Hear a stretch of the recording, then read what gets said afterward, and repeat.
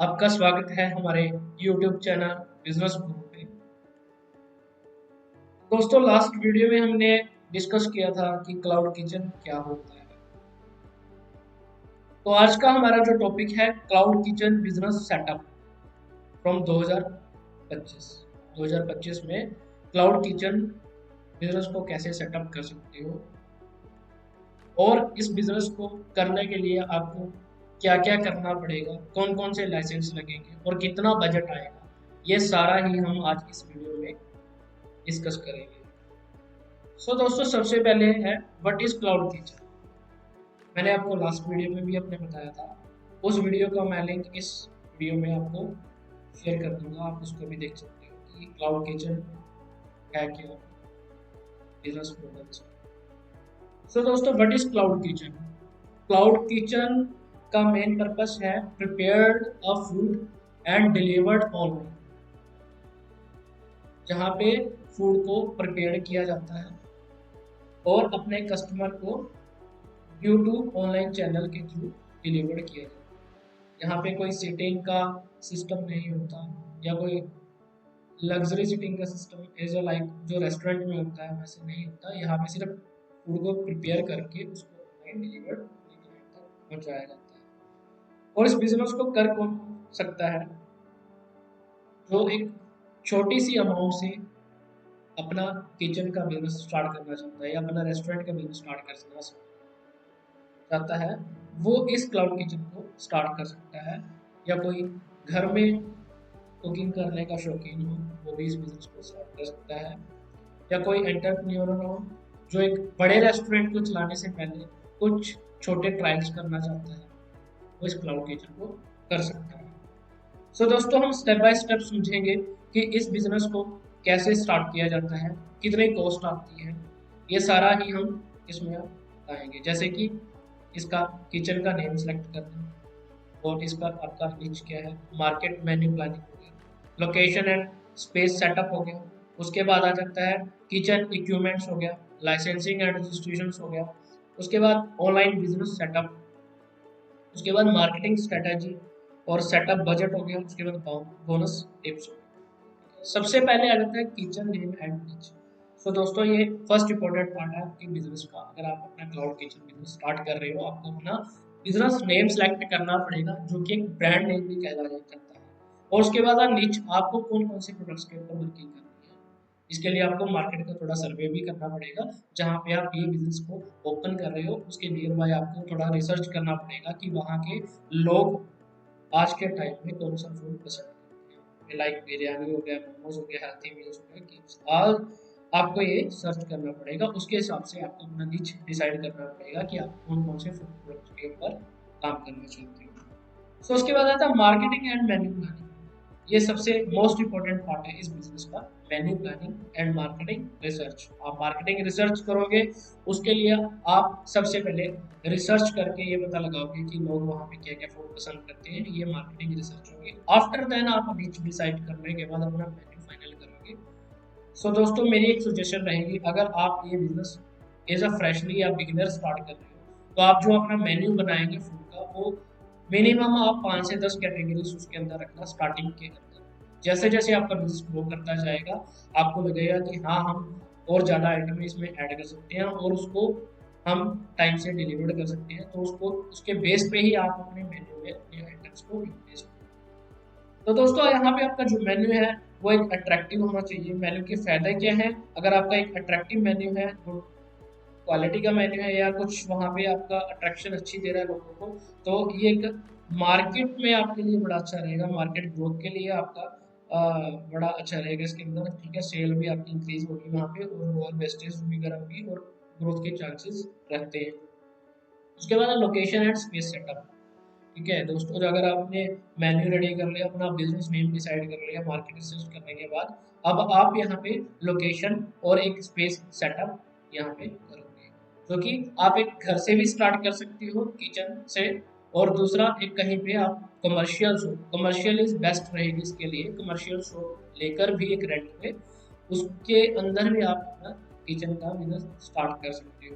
Like इसमें आपको जो स्पेस है 100 100 स्क्वायर फीट से लेके आपको 300 स्क्वायर फीट तक की स्पेस की यहाँ पे जरूरत पड़ेगी। हाँ, ये कमर्शियल होना चाहिए, सेमी कमर्शियल भी चल सकता है वहाँ पे, ठीक है। और रेंट की रेंज इसकी 5,000 से 30,000 तक है, डिपेंड ऑन योर सिटी और जो आपके वहाँ पे लोकेशन। उसके बाद है किचन इक्विपमेंट्स। दोस्तों अगर आप यहाँ पे अभी बिगिनर हो तो स्टार्टिंग में आपको यहाँ पे किचन इक्विपमेंट्स के अंदर ज़्यादा एक्सपेंस करने की ज़रूरत नहीं है। तो क्लाउड किचन का मेन पर्पस है लेस एक्सपेंसिव कॉस्ट में बिजनेस को स्टार्ट करना। तो यहाँ पे आप किचन इक्विपमेंट्स ये नहीं है कि आपने सारे ही नए लेने हैं या हाई कॉस्टेबल वैल्यूबल आपने यहाँ पे इक्विपमेंट्स लेने हैं जैसे कि रेस्टोरेंट में यूज होते हैं, नहीं।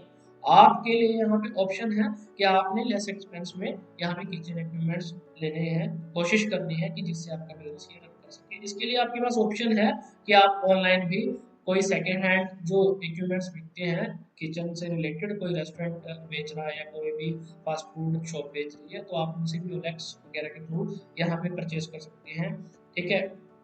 जैसे फ्रिज वगैरह हो गया, आपको स्टार्टिंग में कोई यहाँ पे ज़्यादा बड़ा एक्सपेंस करने की जरूरत नहीं है। कहीं होता है कि यहाँ पे डबल डोर फ्रिज चाहिए हमें, ये काफ़ी बड़ी बड़ी मशीनें रखनी है, नहीं, वो आपको कुछ नहीं करना, आपने यहाँ पे अपने बिजनेस को कम से कम कॉस्ट में स्टार्ट करना है, ठीक है। अगर आपको लगता है कि आपका बिजनेस अब आगे स्केल कर रहा है, ग्रो कर रहा है, या आपको ग्रो करने की जरूरत पड़ रही है उसके अंदर, तो वहाँ पे आप अपना जो किचन है उसको अपग्रेड कर सकते हैं। फिर आप वहाँ पे थोड़ा मशीनें आपको लगता है कि प्रॉफिटेबल है तो आप उसके हिसाब से मशीनें वहाँ पे इंक्रीज कर सकते हैं और परचेज कर सकते हैं गुड क्वालिटी की हाई कॉस्ट में करके। उसके बाद है आप अपने इक्विपमेंट्स के साथ साथ अपने पैकेजिंग पे भी फोकस करना जरूरी है आपको यहाँ पे, क्योंकि जो पैकेजिंग है वो एक कस्टमर को अट्रैक्ट करती है, उसकी ब्रांडिंग वैल्यू को अच्छा करती है। अगर आपका एक ब्रांड है, आप कुछ भी फूड सप्लाई कर रहे हो अपनी कंपनी का, तो आप ध्यान रखें कि आपका जो मेन फोकस रहे वो आपकी पैकेजिंग पे रहे, क्वालिटी की, जैसे बॉक्स की क्वालिटी हो गया, ठीक है, ये सारा कुछ ही अच्छा मेंटेन होना चाहिए। उसके बाद है लाइसेंसिंग एंड रजिस्ट्रेशन।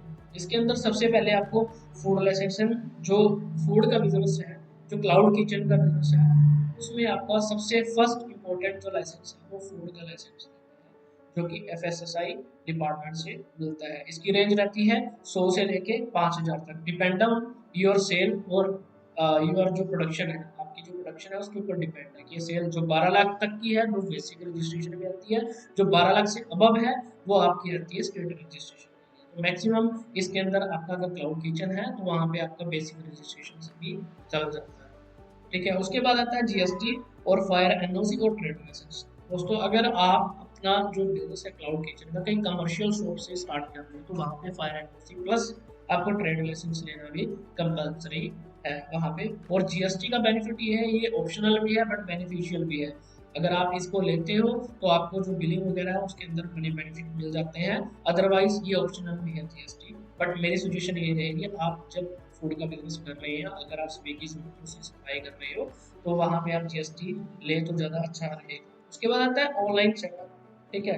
अगर आपने यहाँ पे क्लाउड किचन आप बना दिया है, अपनी लाइसेंसिंग करवा ली है, सारा कुछ आपने ले लिया, तो आप उसके बाद आपका नेक्स्ट स्टेप जाएगा, आप स्विगी जोमेटो पे अपने बिजनेस को रजिस्टर्ड करोगे, जिसके थ्रू आपको ऑनलाइन ऑर्डर आने स्टार्ट हो जाते हैं। तो दोस्तों यहाँ पे आप जैसे आपके पास फूड लाइसेंस जीएसटी वगैरह आएगा तो आप अपने क्लाउड किचन का जो रजिस्ट्रेशन है वो जोमेटो स्विगी पे कर सकते हो, ठीक है।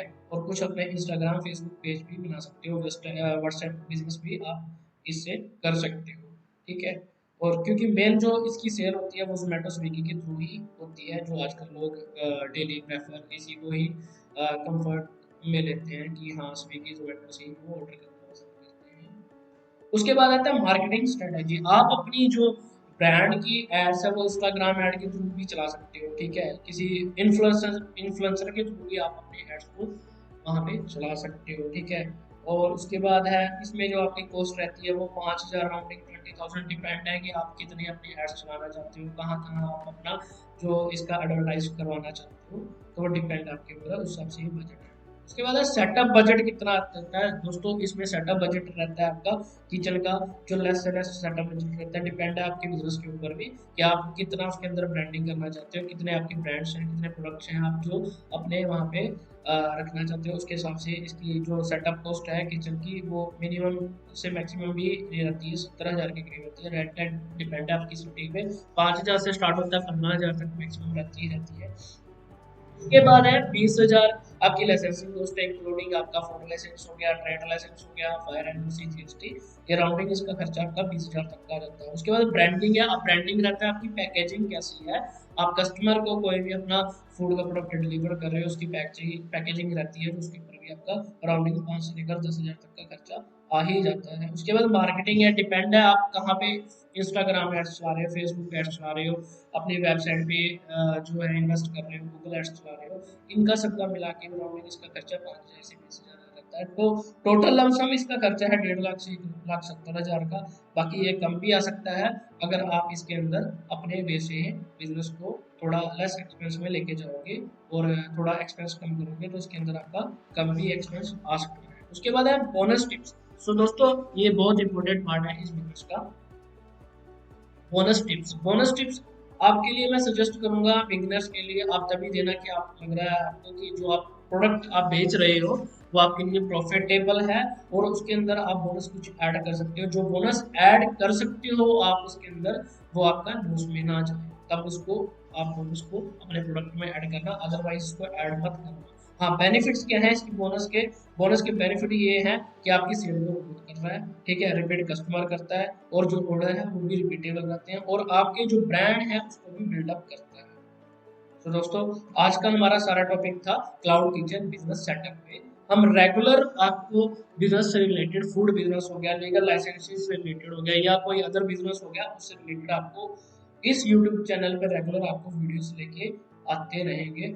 आपको अगर हमारी ये वीडियोस अच्छी लगी हैं तो आप इस वीडियोस को लाइक, सब्सक्राइब एंड कमेंट जरूर करना और इसको शेयर करना। अगर आपको भी अपना क्लाउड किचन ओपन करना है और उसके लिए लाइसेंसिंग या कोई सजेशन चाहिए है, कोई कंसल्टेंसी चाहिए, तो आप हमारी इन क्लाउड लीगल सर्विसेज को कॉन्टेक्ट कर सकते हैं, जो फूड बिजनेस कंसल्टेंट है और इनकी कंसल्टेंसी भी बिल्कुल फ्री है।